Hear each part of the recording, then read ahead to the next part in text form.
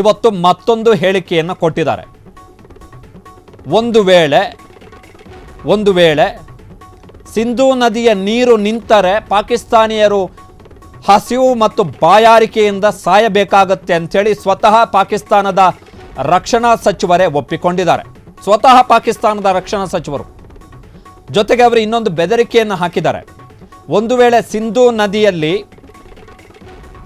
ನದಿ ಒಪ್ಪಂದವನ್ನು ಉಲ್ಲಂಘಿಸಿ ಭಾರತ ಒಂದು ವೇಳೆ ಯಾವುದಾದರೂ ಸ್ಟ್ರಕ್ಚರ್ಸ್ ಅನ್ನು, ಅದು ಅಣೆಕಟ್ಟು ಇರಬಹುದು ಅಥವಾ ಇತರೆ ಯಾವುದೇ ಜಲಾಶಯಗಳು ಅಥವಾ ಜಲವಿದ್ಯುತ್ ಉತ್ಪಾದನೆಗೆ ಸಂಬಂಧಪಟ್ಟ ಹಾಗೆ ಯಾವುದಾದರೂ ಕ್ರಮಗಳನ್ನು ಒಂದು ವೇಳೆ ಭಾರತ ಕೈಗೊಂಡ್ರೆ ಅಂತಹ ಸ್ಟ್ರಕ್ಚರ್ಗಳ ಮೇಲೆ, ಅಂತಹ ನಿರ್ಮಾಣಗಳ ಮೇಲೆ ನಾವು ದಾಳಿಯನ್ನು ಮಾಡ್ತೀವಿ, ಧ್ವಂಸ ಮಾಡ್ತೀವಿ ಎನ್ನುವಂಥ ಎಚ್ಚರಿಕೆಯನ್ನು ಪಾಕಿಸ್ತಾನದ ರಕ್ಷಣಾ ಸಚಿವರು ಕೊಟ್ಟಿದ್ದಾರೆ.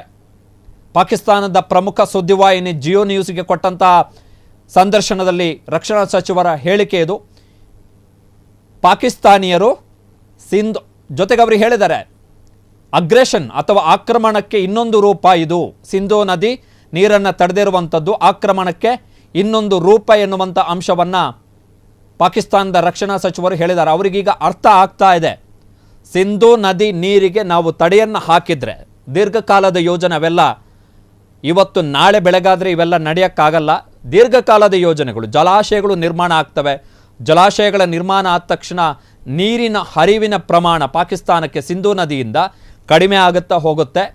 ಸೊ ಅಂತಿಮವಾಗಿ ಅದರ ಹೊಡೆತವನ್ನು ನಾವು ತಿಂತೀವಿ ಎನ್ನುವಂಥ ಅಂಶವನ್ನು ಸ್ವತಃ ಪಾಕಿಸ್ತಾನದ ರಕ್ಷಣಾ ಸಚಿವರೇ ಇವತ್ತು ಒಪ್ಕೊಂಡಿದ್ದಾರೆ.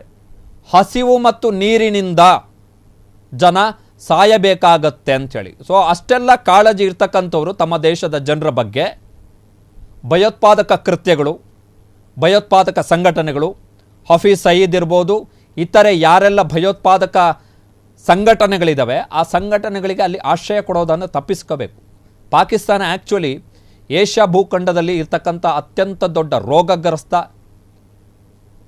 ಸಾಂಕ್ರಾಮಿಕ ರೋಗ ಹೊಂದಿರತಕ್ಕಂತಹ ದೇಶ. ಅದು ರೋಗಗ್ರಸ್ತ ದೇಶ. ಅಕ್ಕಪಕ್ಕದ ದೇಶಗಳೆಲ್ಲ ಅದ್ಭುತವಾಗಿ ತಮ್ಮ ಪ್ರಗತಿಯನ್ನು ತಾವು, ಸಣ್ಣ ಪುಟ್ಟ ದೇಶಗಳು ಕೂಡ ಪ್ರಗತಿಯನ್ನು ಸಾಧಿಸ್ತಾ ಇದ್ದಾವೆ, ಸವಾಲುಗಳನ್ನು ಎದುರಿಸಿ ಪ್ರಗತಿಯನ್ನು ಸಾಧಿಸ್ತಾ ಇದ್ದಾವೆ. ಆದರೆ ಇವರಿಗೆ ನಮ್ಮ ಜೊತೆಗೇ ಸ್ವಾತಂತ್ರ್ಯ ಸಿಕ್ಕಿದ್ದು, ಆದರೂ ಕೂಡ ಅಲ್ಲಿ ಈಗ ಅವರು ಹೇಳ್ತಾ ಇರುವಂಥದ್ದು ರಕ್ಷಣಾ ಸಚಿವರೇ, ಹಸಿವು ಮತ್ತು ಬಾಯಾರಿಕೆಯಿಂದ ಸಾಯಬೇಕಾಗತ್ತೆ ಅಂಥೇಳಿ. ಸೊ ಅಷ್ಟರ ಮಟ್ಟಿಗೆ ಭಾರತದ ಮೇಲೆ ಅವಲಂಬಿತ ಆಗಿರ್ತಕ್ಕಂತಹ ಒಂದು ದೇಶ ತನ್ನ ಪಕ್ಕದ ನೆರೆ ರಾಷ್ಟ್ರದ ಜೊತೆಗೆ ಹೇಗಿರಬೇಕು, ಅದರ ಜೊತೆಗೆ ಬಾಂಧವ್ಯವನ್ನು ಹೇಗೆ ಗಟ್ಟಿಗೊಳಿಸಬೇಕು ಅನ್ನೋದರ ಬದಲಾಗಿ ನಮ್ಮ ಮೇಲೇ ಸಂಚು, ನಮ್ಮ ಮೇಲೇ ದಾಳಿ, ನಮ್ಮ ಮೇಲೇ ಶತ್ರುಗಳು, ಭಯೋತ್ಪಾದಕರು, ಉಗ್ರರನ್ನು ಸಾಕೊಂಡು ಇವರಿಗೆ ಸಾಲ ತೀರ್ಸೋಕ್ಕಾಗ್ತಾ ಇಲ್ಲ, ಇವರಿಗೆ ಅಲ್ಲಿನ ಜನಕ್ಕೆ ಒಪ್ಪತ್ತಿನ ಊಟ ಕೊಡೋಕ್ಕೂ ಯೋಗ್ಯತೆ ಇಲ್ಲ, ಅಲ್ಲಿಯ ಸಂವಿಧಾನ ಸರಿ ಇಲ್ಲ, ಮಿಲಿಟರಿ ಆಡಳಿತ, ಒಂಥರ ಅಸ್ವಸ್ಥ ದೇಶ ಅದು.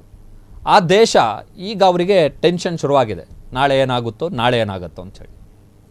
ಸೊ ಈಗ ರಕ್ಷಣಾ ಸಚಿವರು ಹೇಳಿದ್ದಾರೆ, ನಾವು ದಾಳಿ ಮಾಡ್ತೀವಿ ಅಂತೇಳಿ. ಇನ್ ಕೇಸ್ ಭಾರತ ಒಂದು ವೇಳೆ ಯಾವುದಾದ್ರೂ ಸ್ಟ್ರಕ್ಚರ್ಸ್ ಅಂತ ಹೇಳಿದ್ರೆ ಜಲಾಶಯಗಳ ನಿರ್ಮಾಣ ಇರ್ಬೋದು ಅಥವಾ ಜಲವಿದ್ಯುತ್ ಯೋಜನೆಯ ಸಂಬಂಧಪಟ್ಟಂಥ ಇತರ ಯಾವುದಾದ್ರೂ ಕಾಮಗಾರಿಗಳಿರ್ಬೋದು, ಈ ಥರ ಏನಾದರೂ ಮಾಡಿದ್ರೆ ನಾವು ದಾಳಿ ಮಾಡ್ತೀವಿ ಅಂತೇಳಿ.